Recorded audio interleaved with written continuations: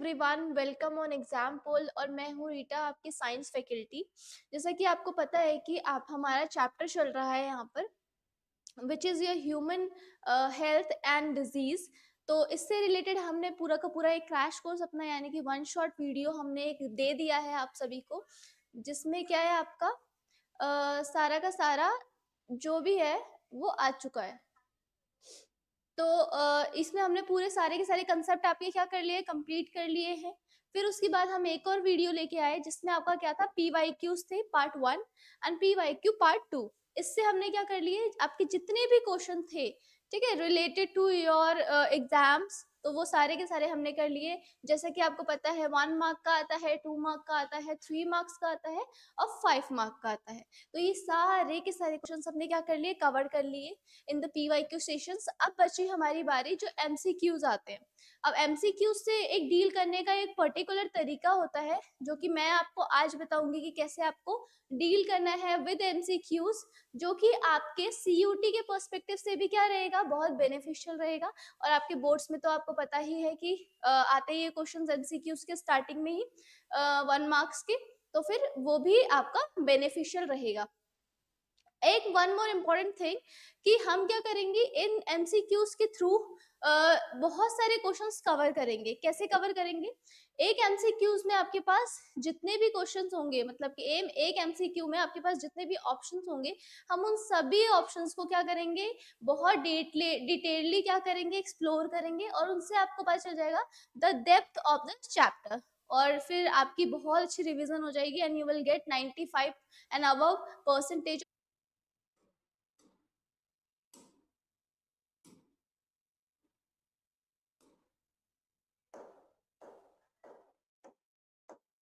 ठीक है, चलो दोबारा से शुरू करते हैं अच्छी शुरुआत के साथ। ठीक है, क्योंकि आवाज तो आई नहीं हमारी। ठीक है, तो देख लेते हैं। जो एड्स होता है हमारा, वो कॉज होता है हमारा HIV के साथ।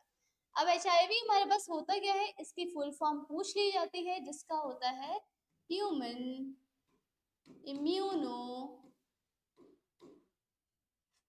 Deficiency virus.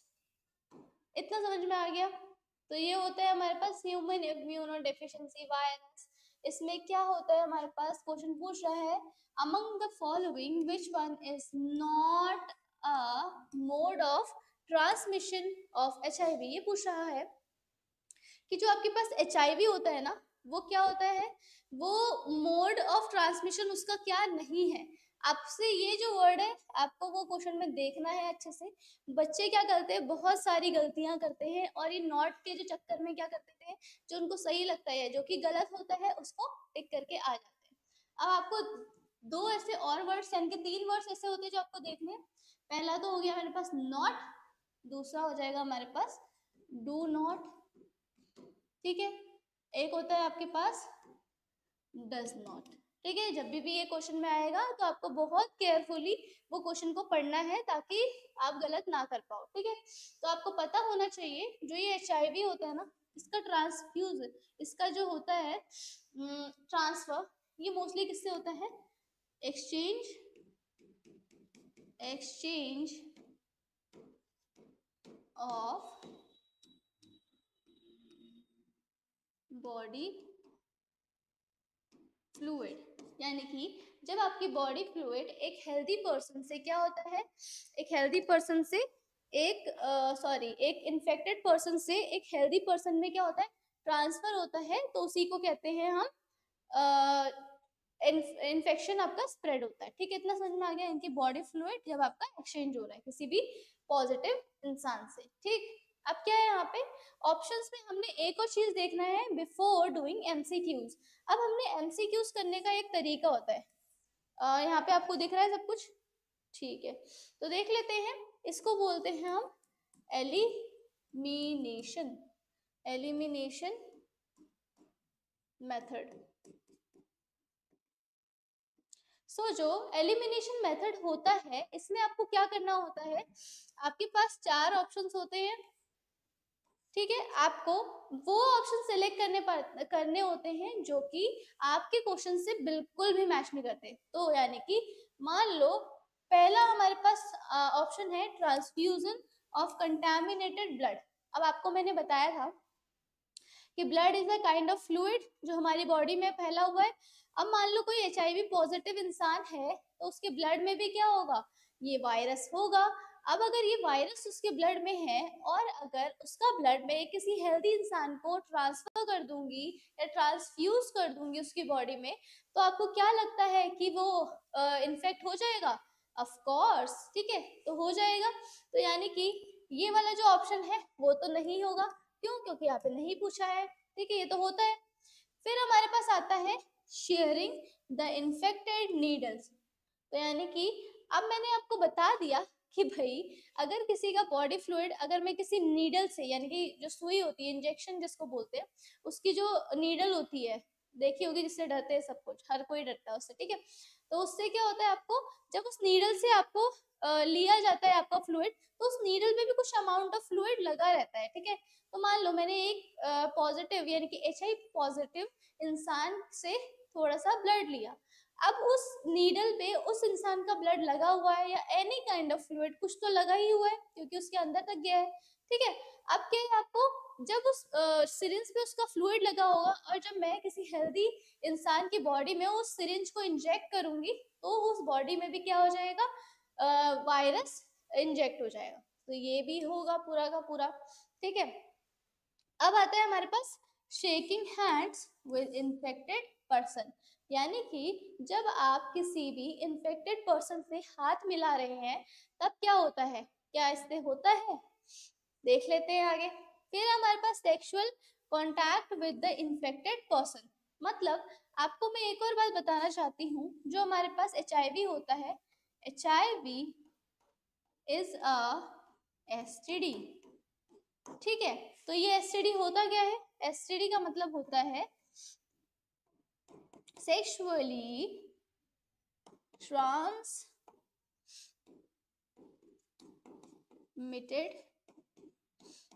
डिजीज, यानी कि जो आपके पास जो जब भी कोई दो ह्यूमन बीइंग सेक्सुअल कांटेक्ट में आते हैं एक दूसरे के, तो उसमें भी क्या होता है, फ्लूइड एक्सचेंज होता है। और जो हमारे पास पॉजिटिव इंसान है जो कि HIV पॉजिटिव है, अगर वो कांटेक्ट बनाता है सेक्सुअली किसी हेल्दी पर्सन के साथ, तो जो हेल्दी पर्सन है उससे भी क्या हो जाएगा, आपका HIV हो जाएगा, ठीक है। तो यानी कि ये भी नहीं है, तो हमारे पास यही आंसर बचा। तो यानी कि ये इसका आंसर होगा, यानी कि जब हम किसी भी HIV पॉजिटिव इंसान से हैंडशेक करते हैं, गले मिलते हैं, तो उससे हमारा कोई भी फ्लूइड एक्सचेंज नहीं होता है और हमें ट्रांसमिशन HIV का नहीं होगा। इतना समझ में आ गया सबको, ठीक है। तो यही था हमारे पास, ये हम पहले भी कर चुके थे। अब इसमें यही था कि पहला भी नहीं था, दूसरा भी नहीं था और चौथा भी नहीं था, तो ऑफ कोर्स तीसरा तो होगा ही, ठीक है। तो इसकी प्रोबेबिलिटी बन जाती है जब हमारे पास 100% में से 75% नहीं है, तो 25% जो बचा है वही तो होगा आंसर, ठीक है। अब ये कब होता है, जब आपके पास क्या होता है, जब आपको उस टॉपिक की ऊपर ऊपर से नॉलेज होती है। जब ऊपर ऊपर से नॉलेज होती है तो ये फैक्टर आप यूज कर सकते हैं एलिमिनेशन मेथड, ठीक। चलिए इतना आपको समझ में आ गया होगा, ठीक है। चलिए देख लेते हैं अपना दूसरा कंसेप्ट हम यहाँ पे। हमारा नेक्स्ट कंसेप्ट है, वो है हमारे पास ये, the substance produced by a cell in viral infection that can protect other cells from further infection। अब ये पूछ रहा है कि ऐसा कौन सा हमारे पास व्हाट वी कॉल इट, ऐसा कौन सा सेल है, यानी कि और ऐसा कौन सा सब्सटेंस है जो कि दूसरी सेल्स को वायरल इन्फेक्शन से बचाता है। अब मैं आपको एक और बात बताना चाहती हूँ, जब हमारे पास जो डिफेंस सिस्टम होता है, एक हमारे पास क्या होता है, डिफेंस सिस्टम, और इस डिफेंस सिस्टम में हमारे पास आते हैं लिम्फोइड ऑर्गन्स, ठीक है। लिम्फोइड ऑर्गन्स आ गए हमारे यहाँ पे। अब जो लिम्फोइड ऑर्गन्स होते हैं, ये होते हैं हमारे पास B type and T type, ठीक है, तो ये होते हैं हमारे पास, ये एक टाइप की सेल्स होती है। क्या होती है हमारे पास? सेल्स होती हैं। मान लो दिस इज अ बाउंड्री, जहाँ पे क्या हुआ, हमारा जो वायरस था सेल्स में क्या कर रहा है, आने वाला है, यानी कि बाहर खड़ा हुआ है। ये हमारे पास क्या है, ये हमारे पास है बी और टी लिम्फोसाइट सेल्स। ठीक है, अब यहाँ पे क्या होगा, जब ये वायरल इन्फेक्शन आएगा तो यहाँ पे क्या होंगी, कुछ ऐसी सेल्स होंगी जो इसको क्या करेंगी, ऐसी सेल्स, दूसरी जो सेल्स होती है इनके जो डिफेंस वाली सेल्स होती है उनको क्या करेंगी, एक स्टिमुलाई भेजेंगी। क्या भेजेंगी? एक स्टिमुलाई भेजेंगी, एक स्टिमुलाई भेजेंगी और उन्हें बोलेंगी कि अच्छे से काम करिए, यानी कि उनको अच्छे से प्रोवाइड करेंगी वो सब कुछ जो उनको चाहिए। और जो हमारे पास नॉर्मल सेल्स है, जो नॉर्मल सेल्स है हमारे पास पीछे, उनको भी क्या करेगी, प्रोटेक्ट करेगी फ्रॉम द वायरल इन्फेक्शंस। अब ये जो सब्सटेंस है हमारे पास, इनको क्या कहते हैं, यही वो पूछ रहा है। इनको कहते हैं हम इंटरफेरॉन्स, इंटरफेरॉन्स। इतना समझ में आ गया? तो देख लो यहाँ पे एक वर्ड है यहाँ पे सेरोटोनिन, एक है यहाँ पे कोलेस्ट्रॉल, एक है यहाँ पे इंटरफेरॉन और एक यहाँ पे हिस्टामिन। तो हमारा आंसर तो हमें पता चल चुका है, बट ये जो तीन चीजें और लिखी हुई है इनके बारे में भी थोड़ा सा देख लेते हैं। ये जो सेरोटोनिन है हमारे पास, ये प्रोड्यूस करती है आपकी मास्ट सेल। कौन करती है? Mast cells. ठीक है, अभी मास्ट सेल जो होती है वो कब करती है, जब आपके पास कोई एलर्जिक रिएक्शन होता है, यानी कि जब आपको एलर्जी होती है तब हमारी जो मास्ट सेल्स होती हैं वो क्या प्रोड्यूस करती हैं, सेरोटोनिन। इसी के साथ वो एक और केमिकल रिलीज और करती हैं जिसका नाम होता है हिस्टामिन। इतना समझ में आ गया? अब क्या होता है, जब आपको एलर्जी होती है ना तो आपको कुछ सिम्टम्स शो होते हैं। क्या होते हैं भैया? कुछ सिम्टम्स शो होते हैं जो कि हिस्टामिन और सेरोटोनिन की वजह से शो होते हैं, ताकि हमें पता चल सके कि ये जो एलर्जी है, यानी कि जो एलर्जेंट है वो हमें कॉज कर रहा है। इसमें हो गया आपके पास स्नीजिंग हो जाती है आपको, ठीक है, और आपके पास रेड आई हो जाती है, वाटरी आई हो जाती है, और आपके पास क्या हो जाता है, एक और आपको रैशेज हो जाते हैं। ठीक है, तो ये जितने भी होते हैं ये सारे के सारे क्या होते हैं, कुछ सिम्टम्स होते हैं जो आपको मिलते हैं जब आपको क्या हो जाती है, एलर्जी हो जाती है। अब जब ये सिम्टम्स होते हैं तो हम क्या करेंगे, ये इतने ज्यादा बढ़ जाते हैं, वी कांट बेयर दिस। ठीक है, अब हमारे को क्या हो रहा है, स्नीजिंग हो रही है लगातार, हमारी आंख लाल हो रही है और पेन भी हो रहा है, वाटरी आई, ये सब क्या होते हैं, बहुत ज्यादा बढ़ जाते हैं। तो हमें एक मेडिसिन, जो हमारे पास डॉक्टर्स होते हैं ना, वो एक मेडिसिन प्रोवाइड करते हैं। वो मेडिसिन होती है आपके पास एंटाई हिस्टामिन, यानी कि उसका नाम होता है एंटाई हिस्टामिन। जब जो एंटाई हिस्टामिन होता है ना, वो क्या करता है, आपको पता होना चाहिए, हिस्टामिन तो इट्स केमिकल और एंटाई मतलब होता है नो। ठीक है, तो यानी कि नो टू हिस्टामिन, ऐसा केमिकल और ऐसी मेडिसिन जो कि हिस्टामिन के इफेक्ट को क्या कर देता है, कैंसिल कर देता है, उसी को क्या कहते हैं, उसी को कहते हैं एंटाई हिस्टामिन, और दिस इज अ मेडिसिन।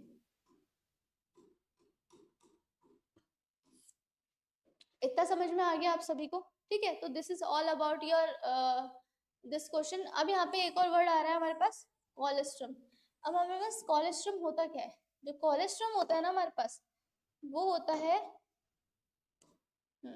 तो जो कोलेस्ट्रम होता है ये होता है हमारे पास फर्स्ट,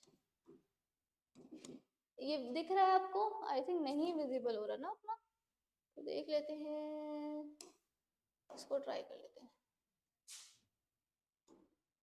तो ये हो गया आपके पास first milk, first milk feed given by the mother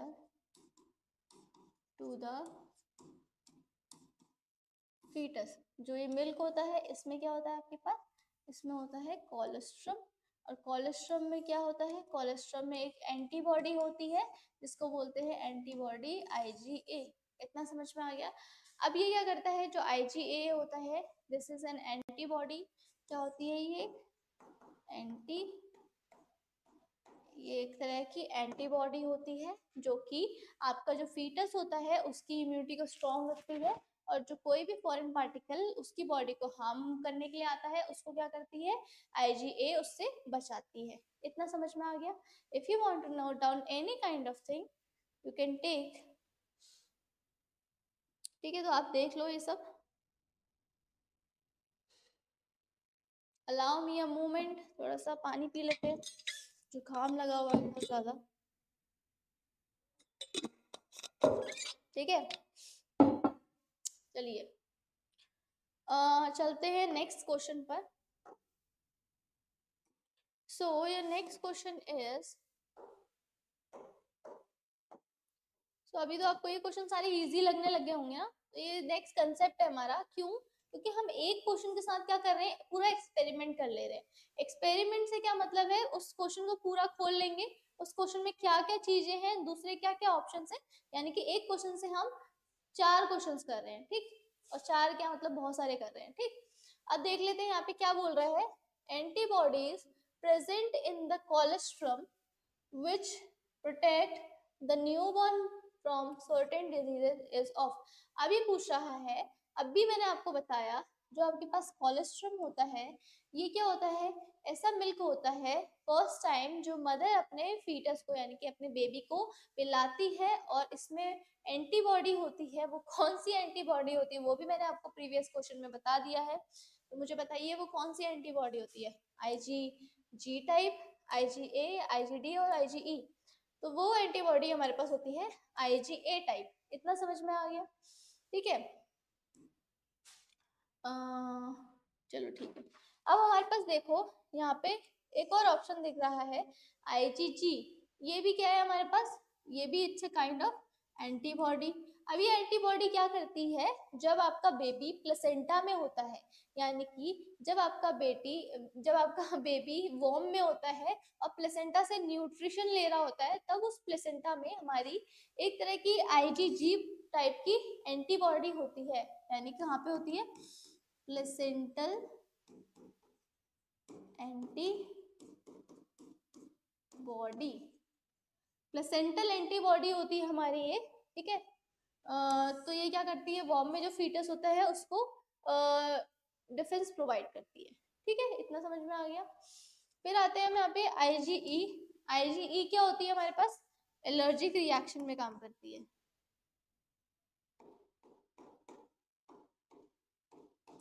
अब एलर्जिक रिएक्शंस क्या क्या होते हैं वो मैंने आपको बता दिए हैं। अब एलर्जिक रिएक्शन में क्या होता है, आपके पास 2 टाइप के हार्मोन या फिर 2 टाइप के केमिकल सिक्रेट होते हैं, सेरोटोनिन और हिस्टामिन। और इससे बचने के लिए सिम्टम्स से, तो इसको एंटी हिस्टामिन मेडिसिन होती है वो प्रोवाइड की जाती है। IgE is a type of antibody जो कि एलर्जी में हमें काम आती है। इतना सबको समझ में आ गया होगा, ठीक है। ठीक है, चलिए आगे बढ़ते हैं।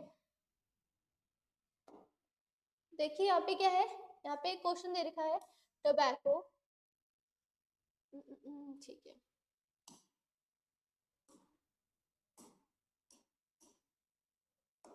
यहाँ पे देखो क्या है, tobacco consumption is known to stimulate secretion of adrenal and non-adrenals. The component causing this could be। अब क्या होता है हमारे पास 2 टाइप के क्या होते हैं, ये जो आपके पास एड्रिनल दे रखा है ना, एड्रिनल और non adrenal, these are the kind of glands. ये क्या होता है हमारे पास, ग्लैंड्स होती हैं। अब ये ग्लैंड्स काम क्या करती हैं, ये क्या करती है आपके पास, ये करती है रिफ्लैक्स का काम, आपको रिफ्लैक्स एक्शन, ठीक है, रिफ्लैक्स एक्शन करती हैं। मान लो मेरे सामने क्या है, कोई लायन आ गया, मेरे सामने कोई लायन आया, अब मेरी बॉडी एकदम से क्या करेगी, एकदम से प्रिपेयर हो जाएगी या तो भागने के लिए या तो उस कंडीशन को, how to tackle this condition, यानी कि कंडीशन को टेकल कैसे करना है। तो उस टाइम पे जो मेरे दिमाग में आएगा ना एकदम से, जो मेरे को भी करना है, अब मेरे सामने, अब क्या, जैसे अभी मैं कंडीशन में हूँ, क्या मैं ऐसी खड़ी रहूंगी? नहीं। तो जब वो स्टिमुलस आती है, यानी कि स्टिमुलाई आती है, तो एकदम से हमारी जो बॉडी होती है वो काम करती है विद इंटेंस एनर्जी के साथ। वो कौन कराता है? वो कराता है एड्रिनल ग्लैंड। इतना समझ में आ गया? इसी को कहते हैं रिफ्लेक्स एक्शन, यानी कि कुछ एक्शन होने से आपका रिफ्लेक्स कैसा था, यानी कि कोई भी एक्शन हुआ उससे आपका रिफ्लेक्स कैसा था, ठीक? यानी कि आप क्या कर रहे हो, क्या रिएक्शन। अब एक और वर्ड इससे एसोसिएटेड होता है, वो होता है flight and fight. Flight and fight क्या है?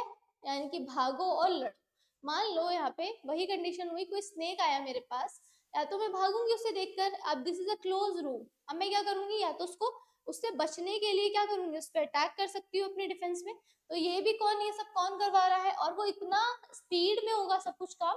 वो क्यों होगा? क्योंकि this is because of adrenal gland, ठीक है। तो ये बोल रहा है, जब आप टबैको का कंजप्शन करते हैं तब हमारी जो एड्रिनल ग्लैंड होती है वो सिक्रिएट होती है, यानी कि एड्रिनल ग्लैंड में से क्या होता है, एड्रिनल ग्लैंड में से सिक्रीशन होता है। अब ये जो सिक्रीशन हो रहा है वो क्यों, कौन करा रहा है, कौन सा ऐसे सब्सटेंस है टबैको में? तो ये निकोटीन है, टैनिक एसिड है, क्यूरेमिन है, ये कैटेकिन है, ठीक है। तो वो जो होता है हमारे पास, वो होता है हमारे पास निकोटिन। और ये आपको पता होगा कि जितने भी टबैको होते हैं, ये जो निकोटिन होता है ये बहुत हार्मफुल होता है बॉडी के लिए, हार्मफुल टू बॉडी, ठीक है। ये हार्मफुल होता है हमारी बॉडी के लिए, ठीक है। चलिए आगे बढ़ते हैं। हमारे पास ये हमारे पास क्या करता है, हमें जो स्लीपिंग पैटर्न होता है हमारे पास, स्लीपिंग पैटर्न, यानी कि हमारे जो सोने का समय होता है निर्धारित हमारे दिमाग में, उसको क्या कर देता है, उसको डिसमिस कर देता है, यानी कि उसको क्या करता है, डिस्टर्ब कर देता है। डिस्टर्ब करके क्या करता है, डिस्टर्ब करके आपको क्या हो जाएगी, नींद नहीं आएगी। और टबैको जब आप कंज्यूम करेंगे तब आपको नींद आएगी। अब फिर ऐसे कुछ बहुत सारे ऐसे काम रिलेटेड हो जाते हैं, जब तक आप टबैको कंज्यूम नहीं करते ना, तब आपको वो काम तब तक आप कर नहीं सकते। लाइक आपने क्या करा, ऑफिस का कुछ काम है, तो आप पर्टिकुलर काम के लिए आप टबैको यूज करेंगे। ऐसे बहुत जनरल काम होते हैं जो लाइफस्टाइल में आप देखेंगे कि जो टबैको आपको जो टबैको कंज्यूम करते हैं उन सबको आप देखेंगे, क्योंकि उनको थोड़ी थोड़ी देर बाद क्या करना पड़ता है, टबैको कंज्यूम करना पड़ता है टू इवेलुएट हमारी जो डेली लाइफ होती है उसके काम करने के लिए, ठीक है। तो इसी के लिए क्या होता है, इसी के लिए कुछ च्युइंगम या फिर कुछ टैबलेट होती है जो मार्केट में मिलती है, कुछ बोलते हैं, मुझे उसको नाम नहीं आ रहा है अभी, बस निको से ही स्टार्ट होती है वो, ठीक है। तो वो कौन सी होती है, वो आप मुझे बताइए इन द कमेंट सेक्शन, ठीक है। तो फिर ये सारे तो नहीं होते, ये एक तरह के क्या होते हैं, सब्सटेंसेस होते हैं जो कि हमें बाहर से मिलते हैं, बाहर से, और यानी कि बॉडी में नहीं होते, ठीक। चलो आगे बढ़ते हैं अपने नेक्स्ट कंसेप्ट में, ठीक है। तो हमारा जो नेक्स्ट कंसेप्ट है वो है कुछ, वो क्या है देख लेते हैं। तो ये बोल रहा है विच of the following is not a lymphoid tissue.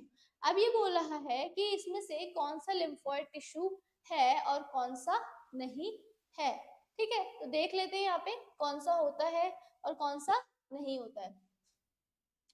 तो देखो क्या क्या होते हैं हमारे पास, लिम्फोइड टिश्यूज से क्या बनता है, लिम्फोइड ऑर्गन्स बनते हैं। क्या बनते हैं, लिम्फोइड ऑर्गन्स। अब ये लिम्फोइड ऑर्गन्स क्या काम करते हैं, ये लिम्फोइड ऑर्गन्स हमें प्रोवाइड इम्यूनिटी,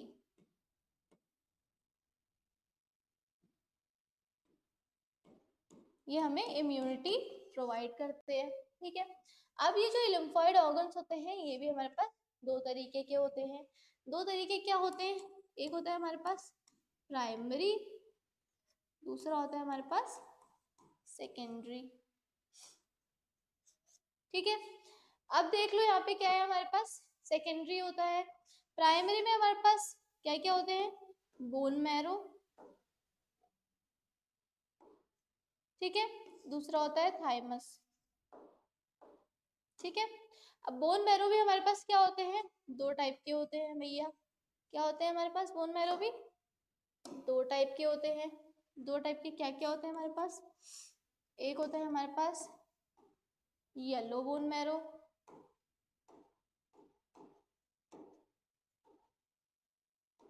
एक होता है हमारे पास रेड बोन मैरो। ठीक है, तो ये हो गया हमारे पास। अब जो हमारे पास येलो बोन मैरो होता है ना, ये हमारा WBC यानी कि मोस्टली जो डिफेंस होता है हमारा, वो सारा मोस्टली क्या करता है, येलो बोन मैरो ही डिफेंस करवाता है। ठीक, अब जो हमारे पास सेकेंडरी है यहाँ पे, सेकेंडरी लिम्फोइड ऑर्गन्स, वो क्या होता है? एक होता है आपके पास स्प्लीन। ठीक है, तो अभी हमने क्या क्या देख लिए वो देख लेते हैं।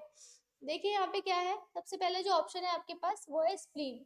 तो ये बोल रहा है कि नॉट, अभी मैंने आपको बताया ये जो नॉट आ जाएगा इससे थोड़ा सा बच के रहना है आपको। और क्या करना है आपको? बच के रहना है, मतलब क्वेश्चन को ध्यान से पढ़ना है। ठीक, तो स्प्लीन हो गया मेरे पास, तो ये स्प्लीन तो नहीं होगा। ठीक है, उसने बोला नहीं है। फिर हमारे पास यहाँ पे आता है टॉन्सिल्स। ठीक है, अब देखो टॉन्सिल्स जो होते हैं ना, वो भी हमारे क्या होते हैं? टॉन्सिल्स, ये भी हमारा क्या करते हैं? काम करते हैं हमारे डिफेंस सिस्टम में, यानी कि जितने भी हमारे बैक्टीरियाज वगैरह होते हैं, आपने देखा होगा कि जब आप बहुत कुछ ठंडा खा लेते हैं या कुछ ऐसी चीज खा लेते हैं जो क्या होता है, बैक्टीरियल होता है, उसमें क्या होता है, आपके टॉन्सिल्स मतलब बढ़ जाते हैं, आपके टॉन्सिल्स में पेन होने लग जाता है। क्यों? क्योंकि जब ये बैक्टीरियाज उस पे क्या कर लेते हैं, जब ये डिफेंस कर करके थक जाते हैं, तब इनको जब ये थक जाने के बाद इनको क्या हो जाता है, इनमें खुद एक इन्फेक्शन हो जाता है।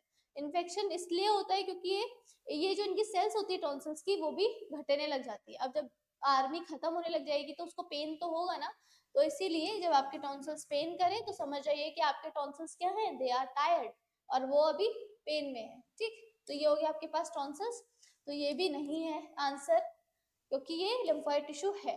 फिर आते हैं यहाँ पे पैनक्रियाज, फिर आते हैं यहाँ पे thymus. Thymus I have told you कि थाइमस तो होता है, लेकिन ये आंसर नहीं है, तो बचा हमारा क्या, पैनक्रियाज। तो pancreas in the answer. Pancreas हमारा क्या होता है, लिम्फोइड टिश्यू नहीं होता। ठीक है, पैनक्रियाज जो होता है हमारे पास, ये हमारा इंसुलिन इंसुलिन प्रोवाइडर होता है। ठीक है, तो ये हम ये कुछ ज्यादा डेप्थ हो जाएगा आपके चैप्टर के लिए, क्योंकि ये थोड़ा सा चलो देख लेते हैं। इंसुलिन प्रोवाइडर होता है जो कि हमारे को, जो हमारे पास डिजीज होती है डायबिटीज, उससे बचाता है। अगर आपका इंसुलिन अच्छे से काम कर रहा है तो आपकी बॉडी में जो ग्लूकोज होगा वो अच्छे से ब्रेक डाउन होगा in the form of energy, और आपको डायबिटीज नहीं होगा। ठीक, इतना समझ में आ गया? तो ये सब होते हैं आपके पास लिम्फोइड ऑर्गन्स। ये कंसेप्ट भी आपको समझ में आ गया होगा। ठीक है, चलिए चलते हैं आपका, देर आर कमेंट्स, थोड़ा सा कमेंट देख लेते हैं। Hello ma'am, I am new students. Okay, it's Tuku. Okay Tuku, आपका क्लास कब कब होता है? सो द क्लास जो हमारी होती है वो 5 बजे से इवनिंग में स्टार्ट होती है। ठीक है, और प्लीज मैम टाइम बता दो क्लास। ओके, तो क्लास हमारी 5 बजे से स्टार्ट होती है हर रोज, और ये चलती है आपकी जब तक आपके कंसेप्ट पूरे ना हो जाए। ठीक है, तो इट्स गुड कि you are new and you are focusing on your exams, और आप ये क्लास ले रहे हैं, तो यू विल, मैं आपको इंश्योर करती हूँ कि आपकी जो भी एग्जाम्स आने वाले हैं उसमें से आपके जो कंसेप्ट होंगे वो बहुत अच्छे तरीके से पक्के हो जाएंगे। ठीक है, चलिए, और अगर आपको कोई भी डाउट है तो you can ask me on the comment. ठीक, चलिए आगे बढ़ते हैं। चलिए, हमारे पास क्वेश्चन है, विच of the following gland is large sized at the birth but reduces in size with the ageing. तो देखो क्या होता है, बेसिकली जब हम पैदा होते हैं ना तो हमारे पास एक ग्लैंड होती है, वो उस टाइम पे अपने मेच्योर्ड फेज में होती है, यानी कि अपने पूरे अच्छे से फेज में होती है, मेच्योर्ड पे, और उसका जो साइज होता है वो उस टाइम पे अपने मेच्योर साइज में होता है। बट जब जैसे जैसे हमारी जो एज होती है वो बढ़ती जाती है, यानी कि जैसे जैसे हम बुढ़ापे की तरफ बढ़ते जाते हैं, तब वो जो उसकी सेल्स होती है ना ग्लैंड की, वो क्या हो जाती है, श्रिंक हो जाती है। ठीक है, जब श्रिंक हो जाती है, ठीक है, तो क्या होता है आपके पास, उसका जो साइज होता है वो छोटा हो जाता है। तो ऐसी कौन सी ग्लैंड है, यानी कि बर्थ के टाइम पे लार्ज और वी कैन से मैच्योर, ठीक है। अब जैसे जैसे एज हमारी बढ़ गई और यहाँ पे क्या आ गई है, ओल्ड एज, तो जो ओल्ड एज हो जाएगी तो जो उसकी क्या होगी, सेल श्रिंक हो जाएंगी, क्या हो जाएंगी, सेल श्रिंक हो जाती है और जो उसका साइज होता है वो स्मॉल हो जाएगा। इतना समझ में आ गया। अब वो ऐसी कौन सी ग्लैंड है वो आपको बताना है। वो हमारी जो ग्लैंड होती है वो हमारे जो गला होता है ना, थोरेसिस जो होता है, विंड पाइप जिसको कहते हैं, विंड पाइप के नीचे हमारी एक ग्लैंड होती है जिसको बोलते हैं thymus gland. This is the answer, thymus gland होती है। अब ये जो थाइमस ग्लैंड होती है ये भी हमारे को क्या करती है, डिफेंस प्रोवाइड करती है, defence from the foreign particles. अब वो फॉरेन पार्टिकल कुछ भी हो सकते हैं, वो वायरस भी हो सकते हैं, बैक्टीरिया भी हो सकते हैं, प्रोटोजोआ भी हो सकते हैं, हेलमिन्स भी हो सकते हैं और प्लेटी हेलमिन्स, कुछ भी हो सकते हैं जो भी आपको कॉज करेंगे। और अगर सम अप करें तो वो कोई भी माइक्रो ऑर्गेनिज्म हो सकता है, ठीक। उससे हमें कौन बचाएगा, थाइमस बचाएगा, ठीक। अब क्या होता है, एक होती है हमारे पास पीनियल ग्लैंड, ये भी कहाँ पे होती है, ब्रेन में होती है। पीनियल इसका नाम ही होता है क्योंकि ये किस साइज की होती है, बहुत छोटी होती है, पी साइज की होती है, ठीक है। ये हम कंट्रोल एंड कोऑर्डिनेशन हमारा कोई चैप्टर है उसमें हम पढ़ेंगे, ठीक है। तो देख लेते हैं, मैम ओनली बायो या ऑल सब्जेक्ट्स, ओके। सो अभी तो बच्चे जो यूट्यूब है उसमें बायो ही है, बट आफ्टर सम टाइम कुछ दिनों में क्या होगा आपके पास और भी सारे सब्जेक्ट्स साइंस के आ जाएंगे, लाइक फिजिक्स, केमिस्ट्री और मैथ्स तो आपकी चल ही रही है, ठीक है, मैथ्स की आपकी चल रही है, ठीक है। तो बायो और मैथ्स तो चल रहे हैं और ये सारे जो क्लासेस होंगे सब्जेक्ट इसकी भी आने वाली है, ठीक है। तो ये हो गया आपके पास, ये होती है आपके पास pituitary gland, again this is also in a brain, ये भी ब्रेन में होती है हमारे पास। ये क्या करते हैं, ये ग्रोथ हार्मोन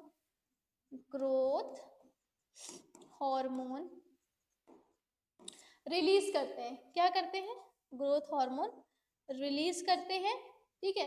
और यहाँ पे आता है एक थायराइड ग्लैंड, ये भी क्या होता है हमारे पास, जो हमारे पास एक गला होता है ना, इसके नीचे ही थायराइड ग्लैंड्स होती हैं। ये क्या करती है हमारे पास, आयरन जो होता है, आयरन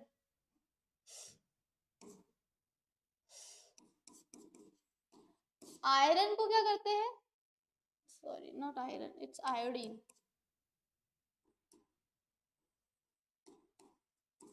जो हमारे पास आयोडीन होता है ना उसको हमारे जो बॉडी होती है वहां पे ट्रैवल करवाता है और जहाँ पे आयोडीन की जरूरत होती है वहां ये आयोडीन को पहुंचाता है, ठीक है। आयोडीन क्यों नेसेसरी है, ये हमारी मेंटल ग्रोथ के लिए बहुत इंपॉर्टेंट है और हमारे जो ब्रेन एक्टिविटीज होती हैं, लाइक ब्रेन में जो हमारे पास ये होते हैं ना सारे के सारे ग्लैंड्स, इन सब के लिए भी क्या, इनके फंक्शनिंग के लिए बहुत इंपॉर्टेंट होता है। तो थायराइड हमारा एक इसके लिए हो गया और एक कैल्शियम के लिए भी, कैल्शियम भी प्रोवाइड करता है। कैल्शियम का सिक्रीशन और एब्जॉर्प्शन भी कौन करता है, थायराइड ग्लैंड ही करवाता है। इतना समझ में आ गया, बट आपको याद रखना है आपका थाइमस ग्लैंड, ठीक है। इतना समझ में आ गया। चलिए आगे बढ़ते हैं अपने कंसेप्ट पर। सो हमारे पास है एक, वेट वेट वेट,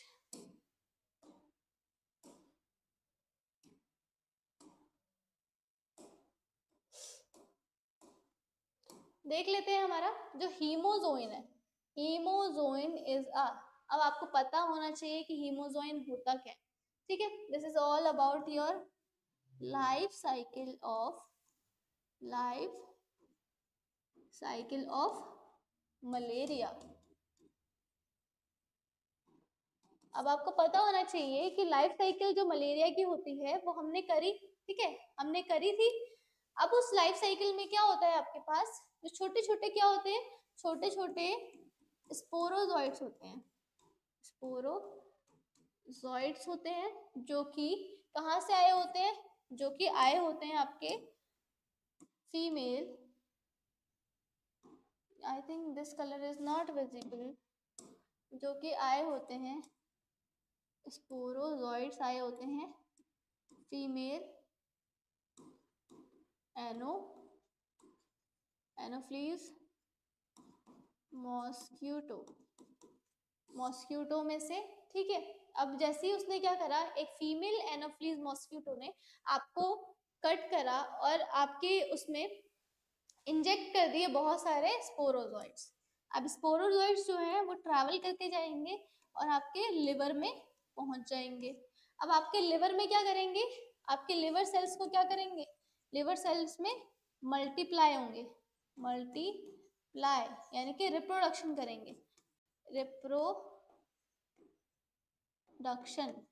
रिप्रोडक्शन करेंगे। वो भी कौन सा करेंगे, एसेक्सुअली रिप्रोडक्शन करेंगे, ठीक है। एसेक्सुअल रिप्रोडक्शन करेंगे, उसके बाद मल्टीप्लाई हो जाएंगे आपके सेल्स में और उन सेल्स को बर्स्ट कर देंगे, तोड़ देंगे। अब जो ये तोड़ने के बाद लिवर सेल्स को क्या करते हैं, उसके बाद ये जाते हैं आरबीसी में। कहाँ जाते हैं भाई, फिर ये जाते हैं, ये भी नहीं दिखेगा, इसके बाद ये जाते हैं आरबीसी में, आरबीसी में यानी कि रेड ब्लड कॉर्पसेल्स में। अब ये क्या करते हैं, रेड ब्लड में जाके उसकी जो सेल्स होती हैं उनमें भी क्या करते हैं, उनको उनमें भी रिप्रोडक्शन करते हैं, रिप्रोडक्शन, और उनको क्या कर देते हैं, उनको भी रप्चर कर देते हैं, उनको तोड़ फोड़ देते हैं, ठीक है। तो उनको तोड़ दिया उन्होंने। अब उनको तोड़ने के बाद जब जब ये आरबीसीज को तोड़ देते हैं तो एक जो केमिकल होता है वो रिलीज होता है, ठीक है। अब जब ये केमिकल होता है वो रिलीज होता है, उसको बोलते हैं हीमोजोइन, उसी को क्या कहते हैं, हीमोजोइन बोलते हैं। अब जब ना ये रिलीज होता है आपका हीमोजोइन, तो आपको ना कुछ सिम्टम्स बॉडी शो करती है। उसकी वजह से आपको क्या क्या होता है, उसकी वजह से आपको हाई फीवर आता है, हाई फीवर, उसकी वजह से आपको हाई फीवर आता है। और आपको क्या होता है, आपको शिवरिंग होती है, यानी कि आपको कपकपी भी छोड़ती है, और चिल भी होता है, चिलिंग यानी कि ठंड भी लगती है, ठंड के साथ आपको कपकपी होती है। कपकपी होने से क्या होता है, अच्छा हेलो हेलो शिवम, थोड़ा लाउडली बोलिए, ओके। एक्चुअली मेरे को ना थोड़ा सा कोल्ड हो रहा है। अब मुझे बताएंगे कि कॉमन कोल्ड जो होता है वो किससे होता है, ठीक है। तो यहाँ पे थोड़ा सा आई गया, I am suffering from common cold, common cold ये आपके चैप्टर में भी है। अब ये जो कॉमन कोल्ड होता है वो मुझे आप कमेंट में बताइए कि जो कॉमन कोल्ड होता है वो किससे होता है। और इसमें क्या होता है, आपका जो गला होता है ना वो सोर थ्रोट हो जाता है, यानी कि आपकी जो आवाज होती है वो अच्छे से निकल नहीं पा रही होती, नहीं तो गले में बहुत दर्द होता है, ठीक है। ठीक है, तो ये हो गया आपके पास। स्टिल आई विल ट्राई कि मैं तेज बोलूं, ठीक है। चलिए आगे बढ़ते हैं। तो शिवरिंग और हाई फीवर होता है आपके पास, ये किसकी वजह से होता है, हीमोजोइन की वजह से होता है। तो हीमोजोइन क्या है, देख लेते हैं हमारे पास, प्रिकर्सर ऑफ हीमोग्लोबिन। क्या ये कोई प्रिकर्सर है, यानी ये कुछ हीमोग्लोबिन के बनने में कुछ प्रीवियस जो काम होते हैं वो करता है, देख लेते हैं। Toxin released from the Streptococcus infected cells. अब जो स्ट्रेप्टोकोकस होता है, जब वो रिलीज करता है कोई केमिकल आपके इन्फेक्शन के समय, वो होता है। या toxin release from the plasmodium infected cell, या फिर toxin release from the haemophilus infection. अब आपको पता होना चाहिए कि जो ये मलेरिया होता है, इसका जो हमारे पास प्रोटोजोआ होता है, इसी को बोलते हैं प्लाज्मोडियम। क्या बोलते हैं भैया, प्लाज्मोडियम, क्या बोलते हैं, प्लाज्मोडियम। अब जो हमारे पास प्लाज्मोडियम होता है ना, वो भी क्या होता है, ये इसका आंसर मुझे कमेंट में मिलना चाहिए भाई, ठीक है। अब क्या है प्लाज्मोडियम, जो प्लाज्मोडियम होता है, प्लाज्मोडियम, इसका भी क्या है हमारे पास, 3 स्पीशीज होती है। एक होती है प्लाज्मोडियम वाइवैक्स, जो आपकी बुक में दे रखा है, वैसे तो बहुत सारी होती हैं बट क्या है आपके पास। फिर एक होता है प्लाज्मोडियम मलेरी, एक और होती है जिसको बोलते हैं प्लाज्मोडियम फैल्सीपेरम, फैल्सीपेरम, ठीक है। मैम एक क्वेश्चन है आपसे। मैम क्या आप हिंदी में क्लास ले सकती हैं? इंग्लिश थोड़ा वीक है मैम। ओके, देखो आपकी क्या हिंदी मीडियम है टुक्कू? मुझे ये बताइए पहले, आपकी मीडियम कौन सी है? देखो क्या होता है ना, जो आपका एग्जाम आता है, मैं इसलिए दो लैंग्वेज में पढ़ाती हूँ जिसको बोलते हैं बायलिंगुअल। ठीक है, किसमें पढ़ाती हूँ आपको? बायलिंगुअल। ठीक है, बायलिंगुअल इनकी दो लैंग्वेज, हिंदी भी यूज करती हूँ और इंग्लिश भी साथ सकते हैं, बट कुछ कुछ वर्ड्स होते हैं ना बायोलॉजी में, वो हमको इंग्लिश में ही करने पड़ेंगे, वो आपके ना हिंदी में भी सेम ही रहेंगे। लाइक यहाँ पे लिखा हुआ है स्ट्रेप्टोकोकस। स्ट्रेप्टोकोकस को हिंदी में भी स्ट्रेप्टोकोकस ही बोलते हैं। क्यों? क्योंकि ये एक साइंटिफिक नेम है। अब मैं वैसे तो हिंदी में ही बोल रही हूँ पूरा का पूरा, लेकिन कुछ कुछ जो वर्ड है लाइक स्ट्रेप्टोकोकस हो गया, प्लाज्मोडियम हो गया, तो फिर ये सब तो आपको क्या करना पड़ेगा, ये सब तो आपको सेम ही मिलेगा हर जगह पे, पर मैं कोशिश करूंगी कि मैं मोस्टली हिंदी में ही बोलूँ। ठीक है, फिर भी अगर आपको कोई कंसेप्ट में प्रॉब्लम आती है तो आप वो कंसेप्ट दोबारा से पूछ सकते हैं। ठीक है, तो देखो अभी तक हमने तीन जो आपकी स्पीशीज दे रखी है एनसीईआरटी में, वो हो गई आपके पास प्लाज्मोडियम वाइवेक्स, प्लाज्मोडियम मलेरी और प्लाज्मोडियम पेल्सीपेरम। ठीक है, अब जो सबसे खतरनाक होता है यानी कि सबसे डेंजरस होता है, क्या लिखूं यार, डेंजरस, सबसे डेंजरस होता है हमारे पास वो होता है फेल्सीपेरम। ठीक है, अब जो ये जो होता है हमारे पास मलेरिया ह्यूमन बींग्स में, वो मोस्टली किससे होता है? वाइवेक्स से होता है। ठीक है, तो देख लो ये सब हुआ हमारे पास जब हीमोजोइन क्या हुआ, जब प्लाज्मोडियम से हम क्या हुए, इन्फेक्ट हुए, और प्लाज्मोडियम से इन्फेक्टेड जो सेल्स थी हमारे पास आरबीसी, जब वो रप्चर हुई यानी कि जब वो फूट गई, इनकी जब वो टूट गई, किसकी वजह से? स्पोरोजोइट की वजह से टूट गई है, तो उनमें से एक केमिकल निकला जिसका नाम होता है हीमोजोइन, और हीमोजोइन की वजह से हमें बहुत तेज बुखार आता है और कपकपी होती है, यानी कि हाई फीवर एंड शिवरिंग जिसको बोलते हैं। ठीक है, चलिए ये हो गया इसका आंसर। अब थोड़ा सा मैं और डिस्कस कर लेती हूँ। जो ये स्ट्रेप्टोकोकस होता है ना, स्ट्रेप्टोकोकस जो होता है हमारे पास, वो हमें फैलाता है निमोनिया। क्या फैलाता है भैया? निमोनिया। देखो यहाँ पे न्यूमोनिया। ठीक है, तो ये हो गया आपके पास निमोनिया फैलाता है, इसका पूरा नाम होता है स्ट्रेप्टोकोकस निमोनी। ठीक है, ये हो गया हमारे पास। चलो आगे, अगर आपको नोट डाउन करना है कुछ तो फिर आप क्या करेंगे, नोट डाउन करने के लिए थोड़ा सा टाइम ले सकते हैं, तब तक हम थोड़ा सा पानी पी लेते हैं गर्म। ठीक है,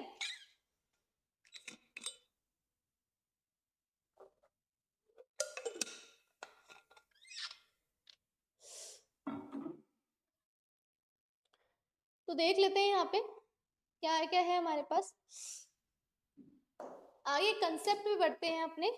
सो हमारे पास जो दूसरा कंसेप्ट है वो है हमारे पास वन ऑफ ओके, गायब हो गया।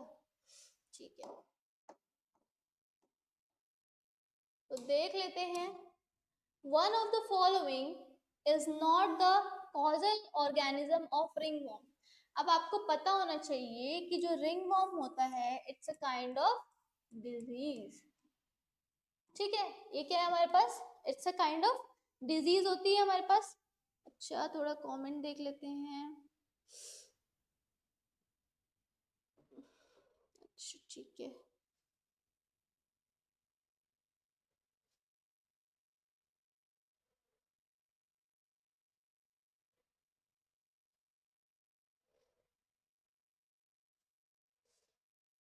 ठीक है, चलो हिंदी ही है।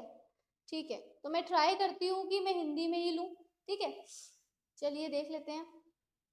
अब क्या है, रिंगवॉर्म हमने देखा कि एक डिजीज होती है।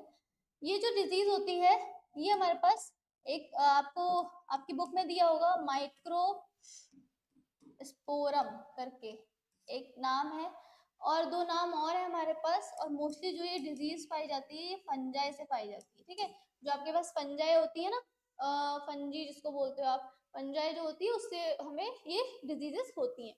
अब क्या होता है, ये बोल रहा है कि नॉट अगेन, दोबारा से क्या आ गया हमारे पास? नॉट आ गया। अब मैंने आपको बताया था जहाँ पे नहीं आएगा या फिर और एक और वर्ड हो सकता है डू नॉट आ सकता है आपके क्वेश्चन में, या आपके क्वेश्चन में डज नॉट आ सकता है, और हिंदी वालों के लिए क्या है कि नहीं आएगा, नहीं हो सकता, नहीं होगा। तो ये सब अगर आ गया तो अपने क्वेश्चन को एमसीक्यू को बहुत अच्छे से देखो, आप गलत ना कर दो, ठीक है। तो ये यहाँ पे ये बोल रहा है कि ऐसा कौन सा ऑर्गेनिज्म है जो नहीं फैलाता है, तो माइक्रोस्पोरम तो मैंने आपको बता दिया, तो ये तो है भैया, तो इसका आंसर ये नहीं होगा, बट ये आंसर है, बट ये इसका आंसर नहीं होगा। ट्राइकोफाइटन, एपिडर्मोफाइटम और मैक्रोस्पोरम। अब देखो ये जो ट्राइकोफाइटम होता है ना, ये भी होता है हमारे पास, तो ये भी नहीं होगा।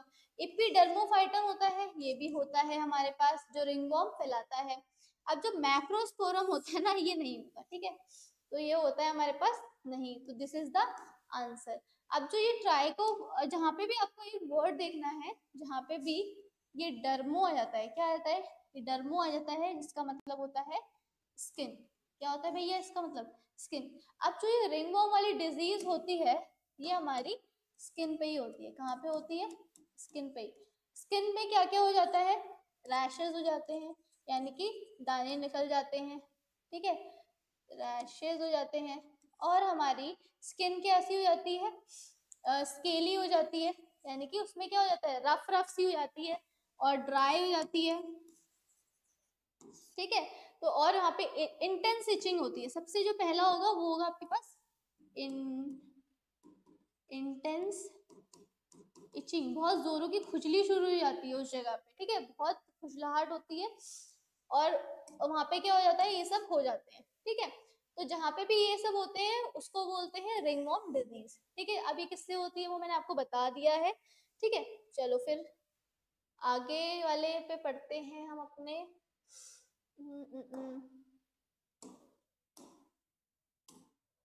चलिए,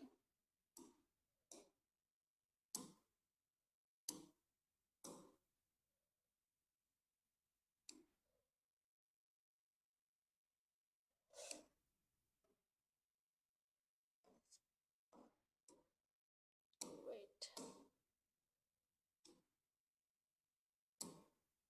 ठीक है। चलो आगे बढ़ते हैं। कौन सा क्वेश्चन था हमारा, ये वाला हो गया ना, ठीक है। ये थोड़ा सा न्यू क्वेश्चन है। ये बोल रहा है एक पर्सन है जो सिकल सेल अनीमिया से क्या है, ग्रसित है, ठीक है। सिकल सेल अनीमिया होता क्या है, सिकल सेल अनीमिया एक डिजीज होती है जिसमें क्या होता है आपके पास, आपकी जो रेड ब्लड सेल होती है ना, रेड ब्लड सेल्स, इसमें सिकल शेप्ड की हो जाती है, सिकल शेप्ड। अब आप बोलोगे कि सिकल शेप्ड क्या होता है मैडम, यानी कि किस टाइप की होती है, ये कुछ ऐसी होती है। वैसे जो हमारी नॉर्मल होती है ना, वो कुछ ऐसी होती है, ऐसी होती है, ठीक है। यानी कि राउंड ही मान लो, राउंड होती है, बट वो कन्वर्ट होके कैसी हो जाती है, बट वो कन्वर्ट होके हमारी जो राउंडेड थी वो हो जाती है हमारे पास ऐसी। तो एक मुझे बात बताइए, जब हमारे पास, आपको पता है जो मलेरिया होता है, क्या होता है, मलेरिया एक डिजीज होती है जिसमें जो आपके स्पोरोजॉइट्स होते हैं ना प्लाज्मोडियम के, वो क्या करते हैं, लिवर सेल से क्या ट्रांसफर करते हैं, लिवर सेल से कहाँ जाते हैं, आरबीसीज में जाते हैं। अब आरबीसी उनको कैसी मिल रही है, अच्छी खासी मिल रही है, एकदम मेच्योर्ड, राउंडेड, ठीक है। अब मेच्योर गए वहां पे, उन्होंने क्या करा, सेल्स को खाना शुरू करा, रिप्रोडक्शन करा, उसके बाद उसको तोड़ दिया, यानी कि उसको रप्चर कर दिया। अब मान लो हमारे पास कोई मलेरिया वाला स्पोरोजोइड आ रहा है, अब उसको जो आरबीसी मिल रही है उसमें जो सेल्स है वो सारी कैसी है, सिकल शेप्ड है। वो मेच्योर होगी वो सेल, नहीं होगी भाई, उसमें उनको अच्छे से सेल्स नहीं मिल पाएंगे, क्योंकि वो अच्छे से ग्रोथ नहीं होगी, उनकी डेवलपमेंट नहीं हो पाया। तो ऐसी जो सेल्स होती है ना, उसमें क्या होता है, मलेरिया उन सेल्स में होता ही नहीं है, यानी कि ये सिकल जो सेल है ये एक बीमारी है, sickle cell anaemia is a kind of disease, इसको बोलते हैं क्रोमोसोमल डिजीज। ये एक तरह की खुद की बीमारी है क्रोमोसोमल डिजीज, जो क्रोमोसोम्स के इधर उधर होने से क्या होती है, हो जाती है। बट इसका एक क्या है, फायदा भी है कि उस जिनकी भी सिकल सेल अनीमिया होता है, यानी कि जिनका भी क्या होता है आपके पास, जिनके भी ये सिकल सेल अनीमिया वाला होता है उन किसी को भी मलेरिया कभी नहीं हो सकता। क्यों? क्योंकि स्पोरोजोइट्स को एक मैच्योर्ड सेल चाहिए होती है अपने ग्रोथ के लिए और अपने रिप्रोडक्शन के लिए। ठीक है, इतना समझ में आ गया। चलो देख लेते हैं। फिर ये बोल रहा है more prone to malaria. More prone to malaria का मतलब होता है ज्यादातर, यानी कि क्या वो ज्यादातर मलेरिया से ग्रसित रहते हैं। फिर हमारे पास दूसरा है मोर प्रोन टू टाइफाइड। ऐसे लोग ज्यादा टाइफाइड से ग्रसित रहते हैं, यानी कि उनको ज्यादा टाइफाइड होता है क्या। दूसरा है लेस प्रोन टू मलेरिया या लेस प्रोन टू टाइफाइड। मुझे बताइए कि इसमें कौन सा आंसर आपका करेक्ट होगा। अभी मैंने बताया कि इसका एक फायदा है, वो फायदा क्या है वो मुझे आप बताएंगे। ठीक है, बताइए जल्दी कि वो फायदा क्या है। तो आपको पता होना चाहिए। भाई कमेंट नहीं आ रहे मुझे अभी, कमेंट भाई कहाँ गए बच्चे, कमेंट करो कि क्या है हमारे पास इसका आंसर। अब जब सिकल सेलेमिया हो जाता है तो they are less prone to malaria, उनको मलेरिया बहुत कम होता है। इतना समझ में आ गया आप लोगों को। ठीक है, ये हो गया इसका आंसर। ठीक, चलिए नेक्स्ट कॉन्सेप्ट पे बढ़ते हैं। सो हमारा नेक्स्ट कॉन्सेप्ट इज, चलिए देख लेते हैं। यहाँ पे लिखा हुआ है विच of the following factors affect human health. अभी बोल रहा है कि ह्यूमन हेल्थ को कौन से फैक्टर्स जो नीचे दिए गए हैं वो अफेक्ट करेंगे। ठीक है, तो देख लेते हैं। इन्फेक्शंस करते हैं अफेक्ट, वो तो भाई करते ही हैं। क्यों नहीं करते? जब आपको इन्फेक्शन हो जाता है, जब आपकी बॉडी में कोई ऑर्गेनिज्म आ जाता है तो वो क्या करता है, आपको अफेक्ट करता ही। वो कौन कौन से हो सकते हैं? वो हो सकते हैं हमारे वायरस, बैक्टीरिया और सारे माइक्रो ऑर्गेनिज्म, तो सारे माइक्रो ऑर्गेनिजम्स। और ये क्या करते हैं, ये आपको इन्फेक्शन यानी कि डिजीज फैलाते हैं। इतना समझ में आ गया। अब क्या है यहाँ पे एक वर्ड है साइलेंट म्यूटेशन। म्यूटेशंस क्या होते हैं, हमारी बॉडी में बाहरी एनवायरनमेंट से हमारा डीएनए चेंज होना, यानी कि DNA changes from outer environment. ठीक है, वो कुछ भी हो सकता है, वो यूवी रेज भी हो सकती है, एनीथिंग। यानी कि आपकी बॉडी में जो आपका डीएनए है जिसको बोलते हैं जेनेटिक मटेरियल, जेनेटिक मटेरियल, वो क्या हो रहा है हमारे पास, चेंज हो रहा है। वो भी क्या हो रहा है, साइलेंट म्यूटेशन उन्हीं को कहते हैं। ठीक है, अब जो ये म्यूटेशंस होते हैं ना, ये एकदम से नहीं होते। मतलब कि एक बार आप सन में गए और आपको यूवी अल्ट्रावायलेट रेस ने मतलब आप उसके एक्सपोजर में गए, यानी कि आप उसमें गए धूप में और आपका डीएनए चेंज हो गया, नो, इतनी जल्दी नहीं होता है म्यूटेशन। आपके पास क्या होना चाहिए, पीढ़ी दर पीढ़ी आपके जो बहुत पुराने परदादा वगैरह रहे होंगे उनमें थोड़े बहुत चेंजेस आए होंगे, वो होते हैं म्यूटेशंस। ठीक है, तो ये क्या हमें अफेक्ट करते हैं ह्यूमन बींग्स को। ठीक है, इतनी जल्दी फैक्टर्स, भाई इनमें बहुत टाइम लगता है, इसमें सदियां लग जाती हैं। ठीक है, तो उतना अफेक्ट नहीं करते।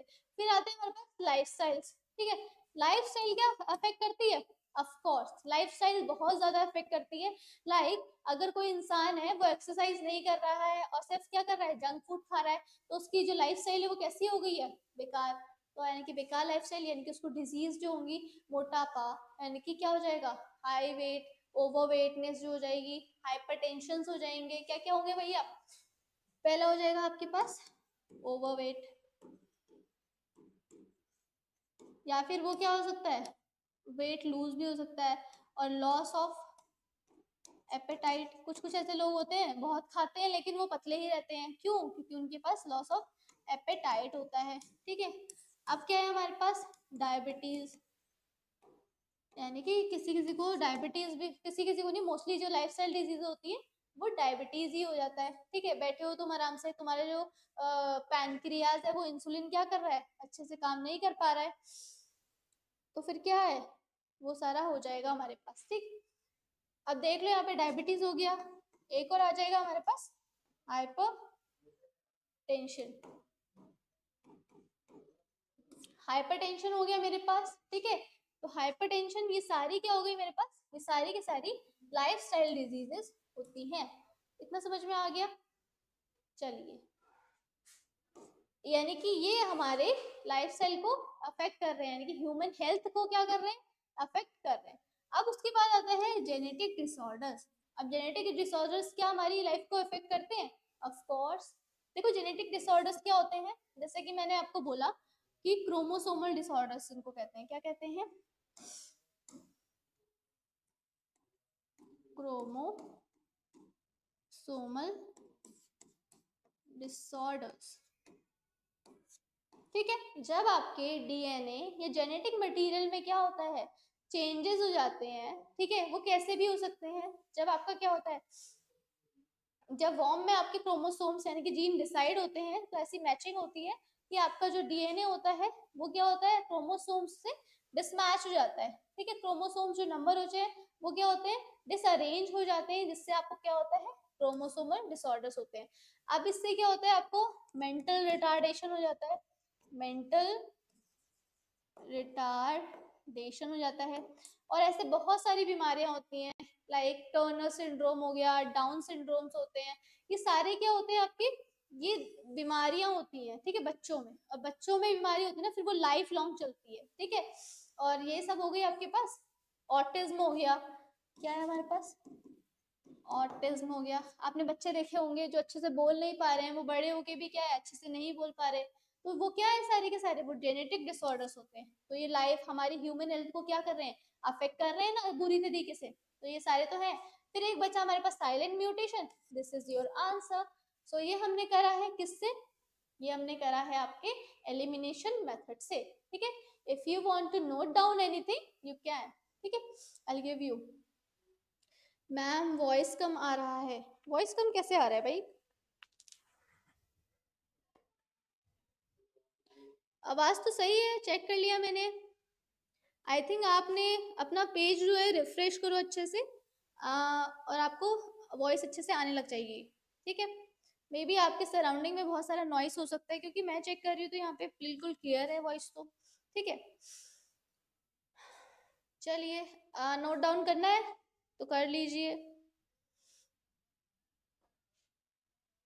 चलिए हम अपने नेक्स्ट कंसेप्ट पर चलते हैं। चलिए, अच्छा, the answer will be, answer तो हमने देखा नहीं।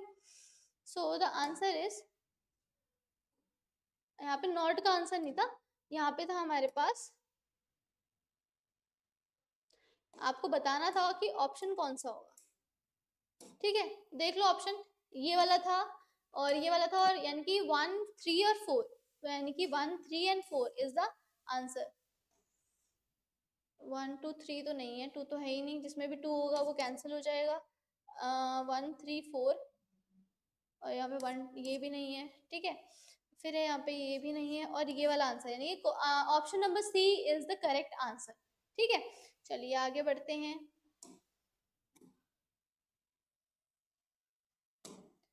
चलिए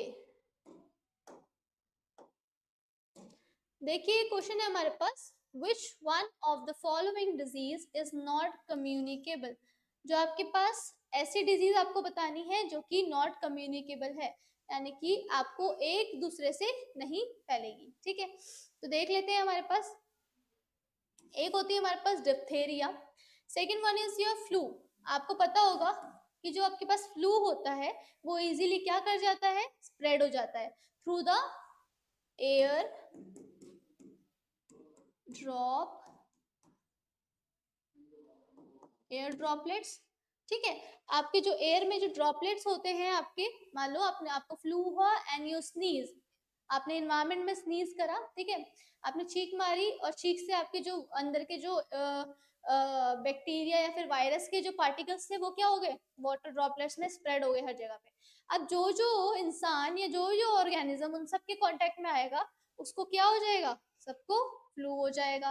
तो flu is a communicable disease, ठीक है। तो अब यहाँ पे बोला नॉन कम्युनिकेबल। फिर यहाँ पे मलेरिया, मलेरिया भी आपको पता है कि मलेरिया भी हो जाता है।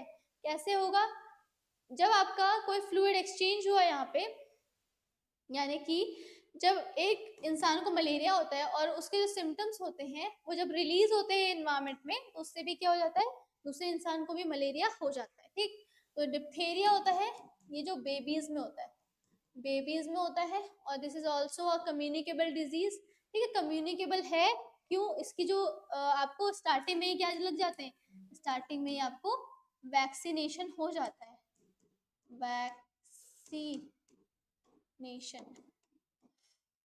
सो स्टार्टिंग में ही बेबीज को क्या लगा दिया जाता है, डिप्थेरिया का वैक्सीन प्रोवाइड कर दिया जाता है, जिससे कि in future they will not gate diphtheria. तो यहाँ पे एक ऑप्शन है कैंसर। ठीक है, अब कैंसर भी हमारे पास क्या है, ये ऑप्शन है। इसकी जो कैंसर की स्टडी होती है इसको बोलते हैं oncology, what we call it, oncology. ठीक है, ऑन्कोलॉजी बोलते हैं। और जो ये कैंसर स्प्रेडिंग एजेंट्स होते हैं, कैंसर स्प्रेडिंग एजेंट्स, इनको बोलते हैं ऑन्कोजेंस।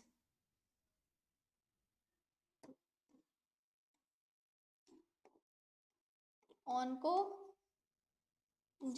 अब जो हमारे पास कैंसर होता है ना, इस हमारी बॉडी में दो तरह की सेल्स होती हैं। ठीक है, टू टाइप्स ऑफ सेल्स। ठीक है, अब जो टू टाइप की सेल्स होती हैं, ये क्या करती हैं कि डिसकॉन्टिन्यूसली ग्रो करती हैं। ठीक है, मान लो ये नॉर्मल सेल्स है जो कि ऐसे ऐसे कॉन्टिन्यूस मैनर में क्या कर रही है, ग्रो कर रही है। ठीक है, अब कुछ ऐसी सेल्स आई जो कि क्या हुआ, ऐसे ऐसे कुछ भी ग्रो करने लग रही है। ठीक है, तो ये जो ग्रो कर रही है यहाँ पे, ये हो गया it's a kind of tumour. ठीक है, इसने एक ट्यूमर क्रिएट करा। ठीक है, ट्यूमर क्रिएट करा। अब जब ट्यूमर क्रिएट हो गया है तो आपके पास दो टाइप के ट्यूमर होते हैं। पहला होता है आपके पास बेनिंग ट्यूमर, बेनिंग ट्यूमर, और जो दूसरा टाइप का होता है इसको बोलते हैं मैलिग्नेंट, मैलिग्नेंट ट्यूमर। ठीक है, दो टाइप के हो गए आपके पास। अब मुझे ये पता लगाना है कि जो कैंसर होगा वो कौन से टाइप के सेल से या कौन से टाइप के ट्यूमर से होता है। ठीक है, चलिए देख लेते हैं वो कौन से टाइप के सेल से या कौन से टाइप के ट्यूमर से होता है। जो बेनिंग होता है वो ऐसे तो ग्रो कर रहा है, बट जो उसके आसपास की जो सेल्स होती है ना, जो उसके आसपास की सेल्स है उनको इन्फेक्ट नहीं कर रहा है, यानी कि उनको अपने साथ नहीं ले रहा है। और इसकी जो ग्रोथ होती है वो भी काफी क्या होती है, स्लो होती है, आराम आराम से हो रहा है। और जब इसकी क्या कर देते हैं, सर्जरी कर देते हैं, सर्जरी कर दी, इसको रिमूव कर दिया फ्रॉम द बॉडी पार्ट, उसके बाद ही क्या होता है, दोबारा से इसके ग्रो होने के चांसेस बहुत ही ज्यादा कम होते हैं। ठीक है, तो ये हो गया आपके पास बेनिंग। इसमें ज्यादा क्या होता है आपके पास, ज्यादा नहीं हो पाता है इसमें हार्मफुल बॉडी को, क्योंकि ये दूसरी सेल्स को इन्फेक्ट नहीं कर रहा होता है। ठीक है, अब क्या है यहाँ पे एक टर्म आ रहा है हमारे पास यहाँ पे, मैलिग्नेंट ट्यूमर। अब जो मैलिग्नेंट ट्यूमर होता है ऑन द अदर हैंड, वो क्या करता है, ग्रो तो हो रहा है कॉन्टिन्यूसली, कैसे हो रहा है, कुछ भी ग्रो कर रहा है, और बहुत ज्यादा फास्ट ग्रो करता है। कैसा करता है, fast growth, fast growth show करता है। और जो इसके आसपास की सेल्स होती हैं, क्या होती है भाई, आसपास की सेल्स होती हैं, उनको भी क्या करना शुरू कर देता है, उनको भी अपने चपेट में लेना शुरू कर देता है, यानी कि उनको भी अपने साथ इन्फेक्ट करना शुरू कर देता है। और इसकी जो सर्जरी होती है, सर्जरी नहीं कर पाते हैं, क्यों, जब इसमें क्या होता है, पॉइजनस क्या होता है, पॉइजनस फ्लूइड फिल होता है। जब इसकी सर्जरी हम करेंगे तो क्या होगा, ये बर्स्ट हो जाएगा और जो आपका पॉइजन होगा ऑल ओवर द बॉडी फैल जाएगा, जिससे आपकी डेथ भी हो सकती है। इसलिए इसको क्या करा जाता है, इसलिए इसके साथ हम बहुत सारे ट्रीटमेंट करते हैं, जिसमें आपके आते हैं रेडियोथेरेपी,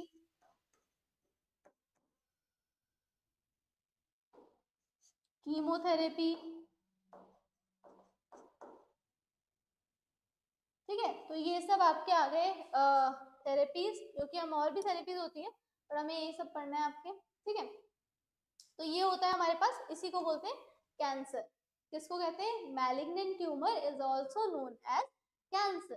ठीक, कोई डाउट अभी तक? कहाँ गए बच्चे?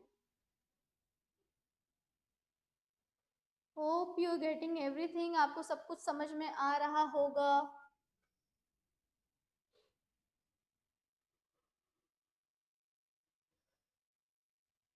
चलिए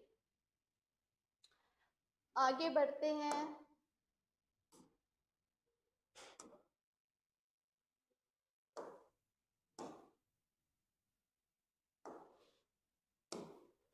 ठीक है, तो ये बोल रहा है which of the following pairs contains an infectious and non-infectious disease respectively।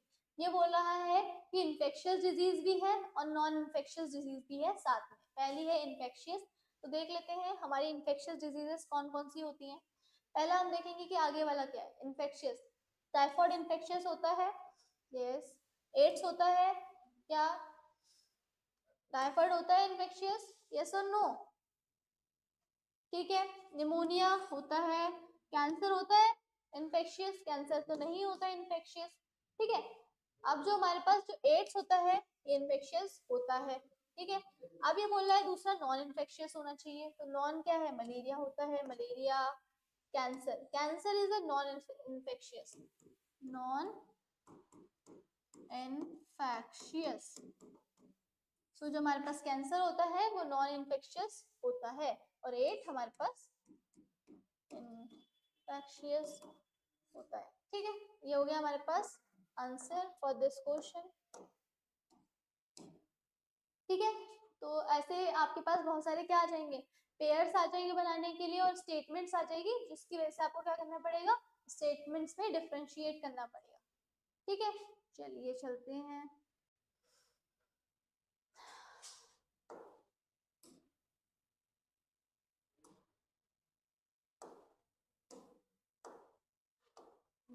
देखो यहाँ पे क्या है, typhoid fever in human beings is caused by. अब देखो यहाँ पे एक बीमारी पूछ ली है और आपको बोला है कि उसका कॉजेटिव एजेंट बताना है कि वो किससे होती है। तो ऐसे ही मैं देखो बहुत सारी बीमारियां लिख रही हूँ यहाँ पे आपके पास। मलेरिया, ठीक है, एस कैरिएसिस, स्केरिएसिस, ठीक है, अमीबोइसिस, योसिस। ठीक है, ये हो गया आपके पास। टाइफाइड यहाँ पे बता ही देंगे आपके पास, टाइफाइड भी लिख लेते हैं। ठीक है, रिंगवॉर्म, और कोई डिजीज थी आपकी अगर आपको याद हो तो? ठीक है, तो देख लेते हैं यहाँ पे कौन कौन सी आपके पास डिजीजेस है। जो मलेरिया होता है आपके पास वो होता है आपको प्लाज्मोडियम, प्लाज्मोडियम वाइवेक्स। ठीक है, फिर जो एस्कैरियसिस होता है आपके पास वो एस्कैरिसियस होता है, एस्कैरिस, एस्कैरिस। ठीक है, अमीबोसिस होता है आपका and amoeba histolytica, histolytica, histolytica. ठीक है, टाइफॉइड ये होता है आपका सैल्मोनेला टाइफी। ठीक है, रिंगवर्म होता है आपका माइक्रोस्पोरम। ठीक है, तो ये आपको याद रखने हैं, इनमें से किसी में से भी आपको कोई भी क्वेश्चन आ सकता है। ठीक है, तो ये आपको याद रखने हैं। अगर आप एक दो बार भी 5 बार इनके प्रैक्टिस कर लोगे ना तो आपको ये अच्छे से लर्न हो जाएंगे। ठीक है, ओके, तो देख लेते हैं हमारे यहाँ पे क्या है। टाइफॉइड मैंने जैसे कि आपको बता दिया है प्लाज्मोडियम वाइवेक्स से होता है। जो ट्राइकोफाइटन होता है it is a causative agent of ringworm. फिर आते हैं सैल्मोनेला टाइफाइड। अच्छा, यहाँ पे क्या बोला? टाइफाइड पूछा है ना, तो प्लाज्मोडियम नहीं होगा, ये मलेरिया का होता है, तो ये होगा हमारे पास करेक्ट आंसर। प्लाज्मोडियम जो होता है ये होता है आपके पास मलेरिया का, ठीक। फिर आते हैं राइनो वायरस, किसका होता है? This is a common cold. अभी मैंने आपको पूछा था कि कॉमन कोल्ड भाई किससे होता है, किसी ने भी नहीं बताया, कोई नहीं पढ़ रहा क्या अच्छे से? अच्छा, ठीक। तो देख लो यहाँ पे, ये हमारे पास कॉमन कोल्ड का राइनो वायरस हो गया हमारे पास, ठीक है। चलो इसको नोट डाउन कर लो, अगर आपको नोट डाउन करना है तो। चलो जल्दी कर लो नोट डाउन, जल्दी जल्दी, फास्ट। चलो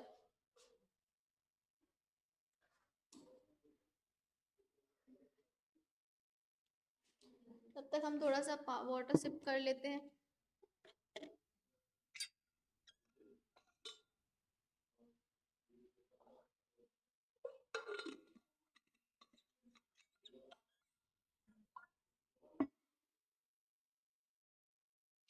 ठीक है, चलो आगे नेक्स्ट कॉन्सेप्ट पर बढ़ते हैं अपने।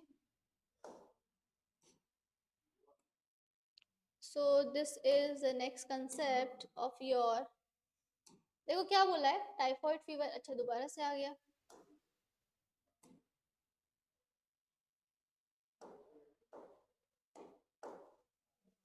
देखो क्या बोल रहा है, the common cold is caused by, अभी अभी आपको बताया कि कॉमन कोल्ड जो होता है वो किससे होता है।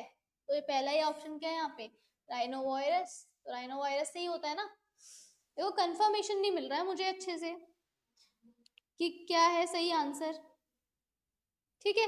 तो देख लो यहाँ पे, फिर आता है यहाँ पे स्ट्रेप्टोकोकस निमोनी, जो कि क्या फैलाता है, न्यूमोनिया फैलाता है, ठीक है। सेल्मोनेला टाइफी, ये मैंने आपको बता दिया, इसको सेल्मोनेला टाइफी म्यूरम भी बोलते हैं, जो कि टाइफॉइड फैलाता है, ठीक है। फिर आता है हमारे पास प्लाज्मोडियम वाइफेक्स, जो कि मलेरिया फैलाता है, ठीक है।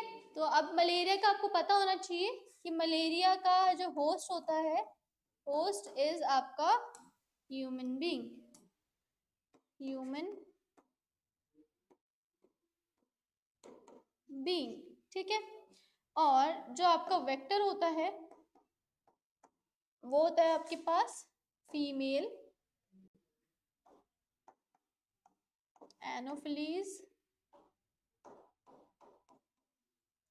मॉस्क्यूटो, ठीक है। तो फीमेल एनोफिलीज मॉस्क्यूटो जो होता है वो होता है आपके पास वेक्टर, ये होता है आपके पास होस्ट, और जो इसका एक्टिव एक्टिव स्टेज होती है वो होती है इसकी स्पोरोजोइट स्टेज, ठीक है। इतना समझ में आ गया। तो ये हो गया आपके पास एक्टिव स्टेज, ठीक है, ठीक है, ठीक है। अब ये देख लो यहाँ पे, इतना सब कुछ आपको मलेरिया के बारे में पता चल गया है। हमने मलेरिया के लाइफ साइकिल को भी अभी लास्ट क्वेश्चन में क्या करा है, डिस्कस करा है, ठीक है। अब एक और बात याद रखिए, जो ये कॉमन कोल्ड होता है ना आपका, कॉमन कोल्ड आपका नेसल पैसेज में ही होता है, ये आपके जो लंग्स होते हैं वहां तक नहीं जाता है। इतना समझ में आ गया आपको, ठीक है। तो कहीं पे अगर क्वेश्चन में आएगा कि जो कॉमन कोल्ड होता है आपके रेस्पिरेटरी सिस्टम यानी कि आपके लंग्स में भी इन्फेक्शन क्रिएट करता है, तो आपको बोलना है नो, ठीक है। चलिए नोट डाउन कर लीजिए if you want to note down. फिर हम बढ़ते हैं नेक्स्ट कंसेप्ट पर।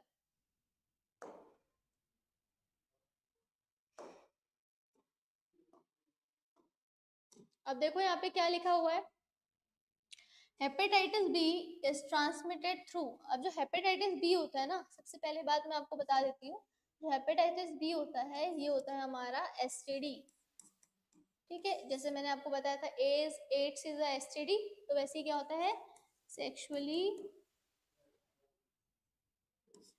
ट्रांसमिटेड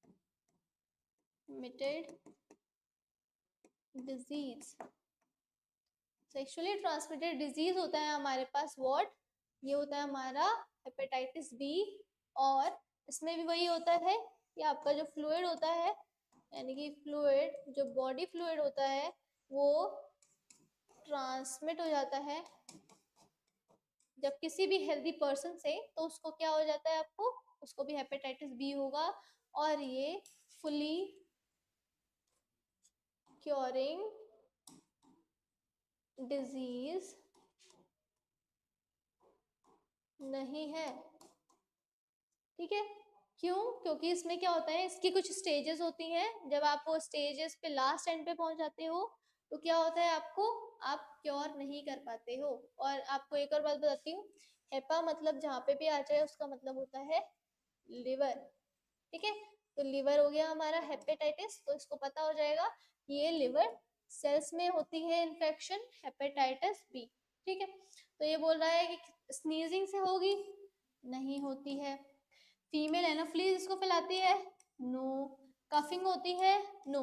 तो जब आपका ब्लड ट्रांसफ्यूजन होता है, यानी कि जब कोई इन्फेक्टेड हेपेटाइटिस बी पेशेंट का ब्लड किसी हेल्दी पर्सन में हम ट्रांसफ्यूज कर देते हैं, तो क्या होता है वहां पे, आपको हेपेटाइटिस बी भी हो जाएगा। क्यों? क्योंकि it's a viral disease, hepatitis B. ठीक, इतना समझ में आ गया आपको? It's all about your hepatitis. ठीक है, और जो है फीमेल एनोफ्लीज है, वो किसका वेक्टर है भाई? वो है हमारे पास मलेरिया का। और मलेरिया का कॉजेटिव एजेंट आपको पता ही है कौन होता है, विच इज योर प्लाज्मोडियम। ठीक है, प्लाज्मोडियम वाइवेक्स। ठीक है, चलिए आगे बढ़ते हैं कंसेप्ट पर अपने।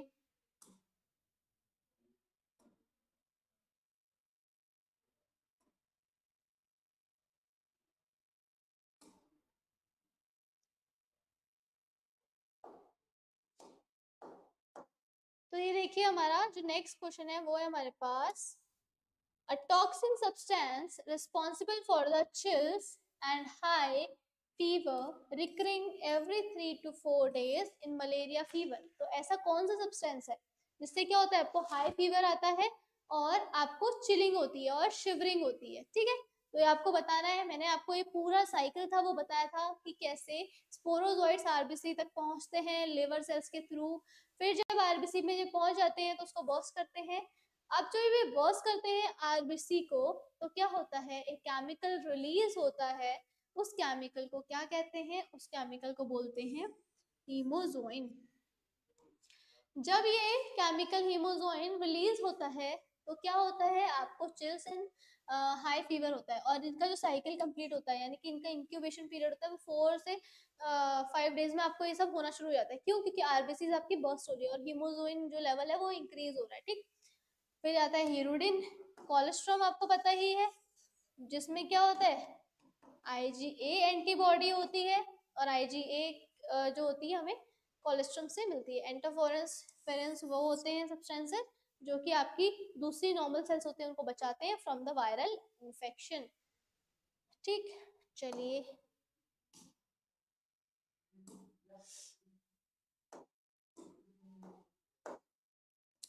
तो the antibody which can cross placental barrier is, अभी मैंने आपको बताया था, देख लेते दोबारा से। आपके पास एक आईजीए है जो कि किस में होता है, कोलेस्ट्रम में होता है। कोलेस्ट्रम में हो गया आपके पास। ठीक है, फिर यहाँ पे ये होता है, ये कोई सी भी एंटीबॉडी नहीं होती है। ठीक है, ये वैसे आईजीई होनी चाहिए थी, ये इन्होंने गलत टाइप हो गया हमसे, आईजीई। अगर ये ऐसे भी है तो इसको क्रॉस ही होगा, वैसे आईजीई होती है जो कि आपकी एलर्जिक रिएक्शन में काम आती है। ठीक है, फिर होती है हमारे पास आईजीजी, जो कि मैंने बताया था आपको प्लेसेंटल बैरियर होता है, उसमें आपको काम आती है आईजीई। ठीक, hope you understand each and everything. चलिए, इतना समझ में आपको आ गया होगा। ठीक,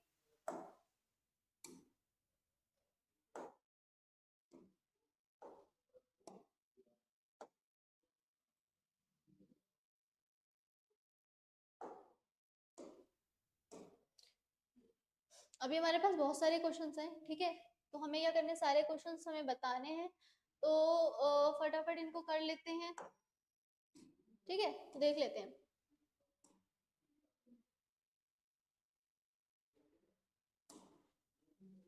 ये वाला भी हो गया है, ये भी हो गया, इसको देख लेते हैं थोड़ा सा। Passive immunity can be conferred directly by, अब ये बोल रहा है हमारे पास दो टाइप की इम्यूनिटीज होती है, एक होती है हमारे पास एक्टिव इम्यूनिटी, एक होती है हमारे पास पैसिव इम्यूनिटी, ठीक है। तो ये बोला पैसिव वाली इम्यूनिटी वो होती है जो हम आउटसाइड से लेते हैं, आउटसाइड इम्यूनिटी, जिसका एग्जाम्पल है कोलेस्ट्रॉल, जो कि बेबी अपनी मदर से लेता है, ठीक। तो ये हो गया हमारे पास वैक्सीन, यस वैक्सीन हम बाहर से लेते हैं कोरोना वायरस में। Antitoxin, no. कोलेस्ट्रॉल भी है, तो both B and C is the answer. इतना समझ में आ गया आपको? चलो बढ़ते हैं नेक्स्ट क्वेश्चन पर।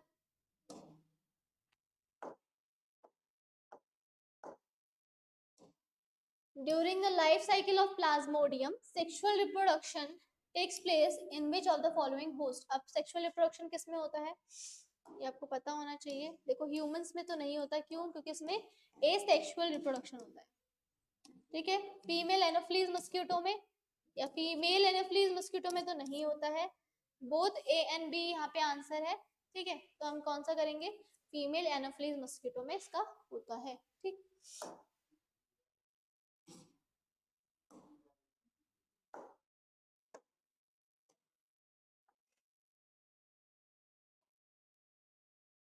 देख लेते हैं अमीबिक डांसेंट्री, ठीक है, ये मैंने आपको बताया था, इससे होता है एंटमीबा हिस्टोलिका। अभी मैंने आपको एक चार्ट दिया था जिसमें सब कुछ लिखा हुआ था, कौन कौन से पॉजिटिव एजेंट्स है और कौन कौन से डिजीजेज है, ठीक। तो ये आपको पता है कि एंटमीबा हिस्टोलिका से होता है, इकोलाई है, स्ट्रेप्टोकोकस निमोनी से हमारे पास क्या होता है? न्यूमोनिया हो जाता है, निमोनिया हो गया हमारे पास। फिर ट्राइकोफाइटन से क्या हो जाएगा? रिंगवॉर्म, ठीक है। तो ये भी इजी है आपके लिए। अब सारे इजी इजी क्वेश्चन ही हैं, ठीक, ताकि you can practice. Which one of the following disease cannot be cured by taking antibodies? अब एंटीबॉडी आपको, ऐसी कौन सी डिजीज है जिससे आपको एंटीबॉडी नहीं लेनी है? तो प्लेग है आपके पास, अमीबियसिस है, लेप्रोसी है या वोपिंग कफ है, ठीक है। तो ये हमारे पास है अमीबियसिस, ठीक है। तो आपको इसमें नहीं लेना है, ठीक। चलिए आगे बढ़ते हैं।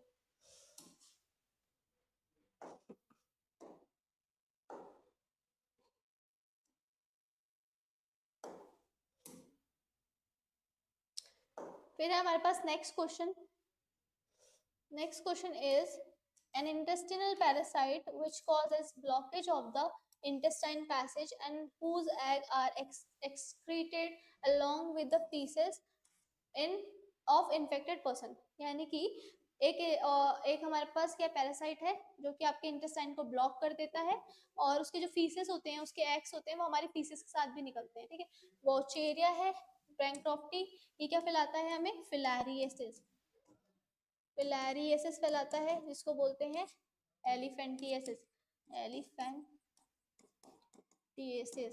ठीक है। फिर एस्कैरिस है हमारे पास, एपिडाइमोफाइटन है, ये फैलाता है रिंगवॉर्म। फिर है माइक्रोस्पोरम, ये भी रिंगवॉर्म फैलाता है। तो आंसर इज एस्कैरिस, ठीक। चलिए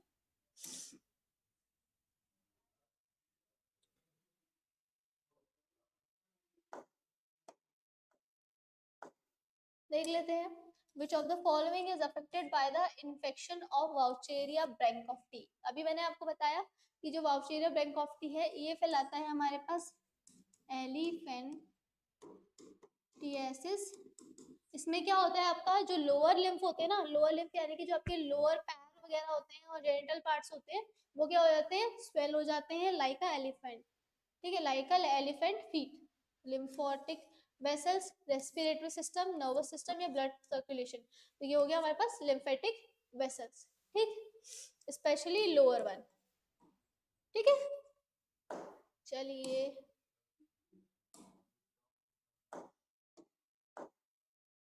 चलो है next question, which of the following diseases is transmitted by the bite of the female mosquito virus. तो ऐसी कौन सी डिजीज है जो कि फीमेल मस्कीटो से फैल रही है? वेलारिएसिस, अमीबियासिस, टाइफॉइड या फिर निमोनिया। ये होती है हमारी फिलेरिएसिस। ठीक है, ये आपके बुक में शायद दिया है या नहीं दिया, I don't know about it.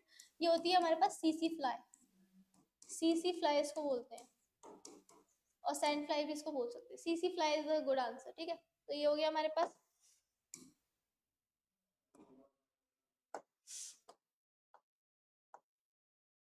ठीक है, विच of the following pairs correctly matches a disease and pathogen causing it. ठीक है, सबसे आपको देखना है कि कौन सी ऐसी डिजीज है जो कि एकदम सही पेयर से मैच हो रही है। ठीक है, तो देख लेते हैं।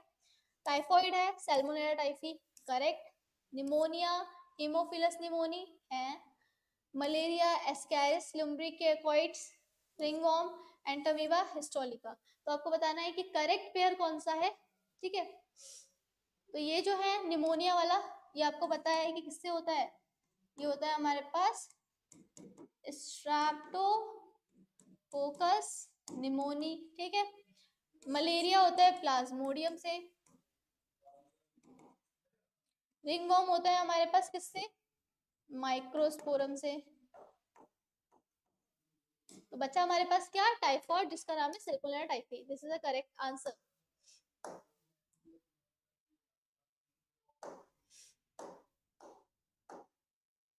ठीक है, the pathogen microsporum responsible for ringworm disease in human belongs to the same kingdom as that of। तो ये बोल रहा है कि जो आपके पास रिंग वॉर्म है माइक्रोस्पोरम, वो रिस्पॉन्सिबल होता है किस लिए? डिजीज फैलाने के लिए। जो क्या फैलाता है? रिंग वॉर्म फैलाता है। तो उसका सेम काइंड ऑफ किंगडम क्या है, यानी कि वो कौन सी फैमिली से बिलोंग करता है? तो टीनिया टेपवर्म वाली, एस्कैरिस राउंडवर्म वाली, या राइजोपस मोल्ड वाली, या वाउचेरिया फिलर। जो आपके पास मैंने आपको बताया था, जो ये रिंगवर्म होते हैं ना, ये मोस्टली फंजाई वाली फैमिली होती है, प्लांट फैमिली, प्लांट किंगडम से। ठीक है, प्लांट किंगडम से हो गया। तो प्लांट किंगडम होता है हमारे पास राइजोपस मोल्ड। ठीक है, ये एक फंजाई है हमारे पास। इसके जो स्पोर्स होते हैं वही क्या कॉज करते हैं? रिंगवर्म। ठीक, ये आंसर है आपके पास। नेक्स्ट पे चलते हैं। So the next question is appearance of dry scaly lesions with itching on various parts of the body are symptoms। अभी आपको बताया कि इंटेंस इचिंग कौन सी बीमारी में होती है? ये होती है आपके पास रिंगवर्म में। एलिफेंटियासिस होता है आपके पास किसमें? वॉचेरिया में। ठीक, एस्कैरियासिस एस्कैरिस से होता है, और अमीबियासिस आपकी अमीबा एंटामीबा हिस्टोलिका से होता है। ठीक है, चलिए।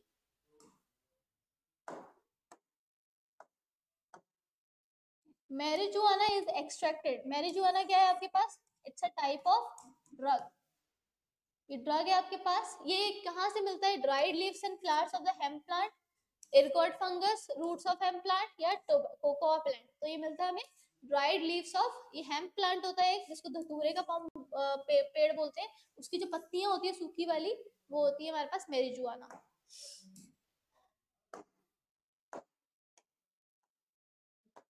ठीक है, तो देख लेते हैं। Charas and ganja are the drugs which affect. जो चरस गांजा होता है वो क्या इफेक्ट करता है आपका बॉडी में? तो वो इफेक्ट करता है आपका कार्डियोवैस्कुलर सिस्टम, जो आपका हार्ट से रिलेटेड जो सिस्टम होता है उसको करता है वो इफेक्ट। इतना समझ में आ गया? चलिए,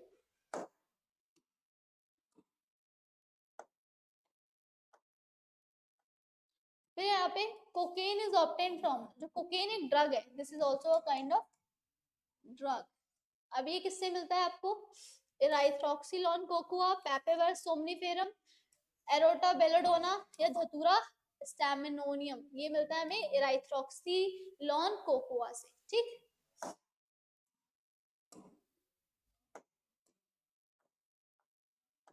इतना समझ आएगा? फिर बोले which drug being excessively taken by some sports person nowadays. यानी कौन सा ऐसा ड्रग है जो कि हमारे स्पोर्ट्स पर्सन लेते हैं। ठीक है, तो ये हो गया हमारे पास बारबिटूरेट्स, बारबिटूरेट्स। ठीक है, चल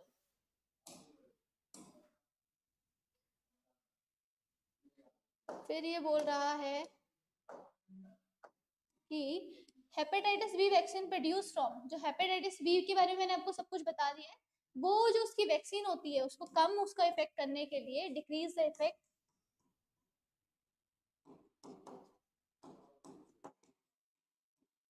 तो वो कौन सी होती है, वो बनती है ईस्ट से। ठीक है, चलिए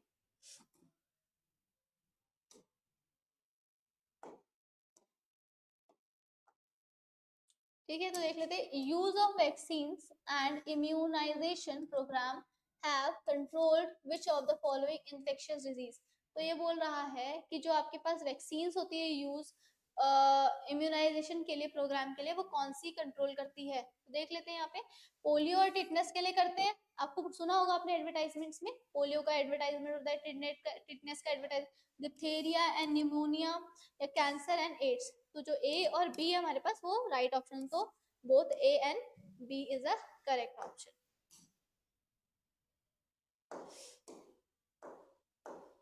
ठीक है, so next option, the most abundant antibody produce against allergens. अभी आपको बताया कि एलर्जी में कौन सी होती है, आईजीई। आईजीई हो गया हमारे पास, आईजी हो गया हमारे पास कोलेस्ट्रम में, ठीक है, आईजीजी हो गया मेरे पास प्लेसेंटल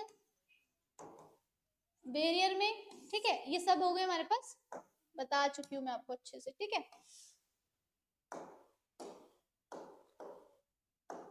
फिर आते हैं हम नेक्स्ट कंसेप्ट में, विच of the following sales actively participate during allergy. अब एलर्जी में आपको बताना है कि कौन सी जो सेल्स है वो पार्टिसिपेट करेगी अच्छे से। तो मैंने आपको बताया था कि मास्ट सेल्स, मास्ट सेल्स क्या करती है आपको, histamine and serotonin, histamine and serotonin produce करती हैं। ठीक है, जिससे क्या होता है आपके पास एक सिम्टम्स क्रिएट होते हैं, वो सारे सिम्टम्स मैं आपको बता चुकी हूँ प्रीवियस क्वेश्चंस में। ठीक है, तो आप देख लीजिएगा। फिर हमारे पास बी लिम्फोसाइट सेल्स होती हैं जो कि प्रोड्यूस करती हैं, लिवर सेल्स होती हैं और रेड ब्लड सेल्स होती हैं जहाँ पे हमारे पास हीमोजोइन जो टॉक्सिन होता है वो रिलीज होता है। ठीक, चलिए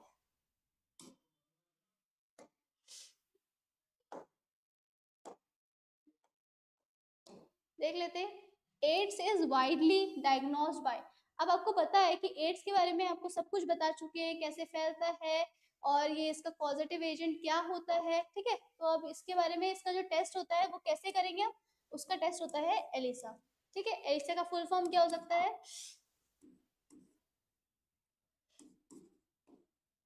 सॉर्बेट एसे।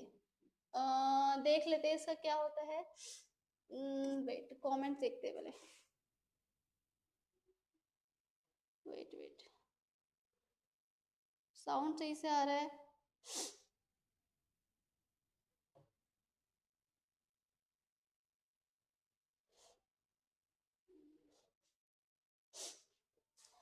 ठीक है। ये होता है आपके किसके लिए, Widal test, PC and chromatography. अच्छा ये देखना था, ठीक है, immuno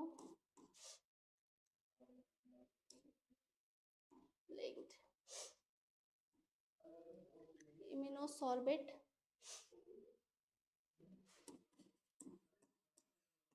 enzyme linked immuno sorbent ऐसे। ठीक है, ये होता है इसका फुल फॉर्म। ये हो गया आपके पास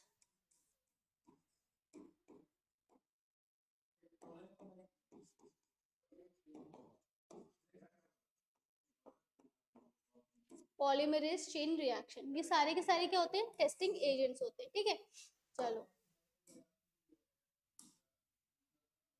चलो, this is the last question, और इस क्वेश्चन से आपके इस चैप्टर के सारे एमसीक्यूज क्या होते हैं, फिनिश होते हैं।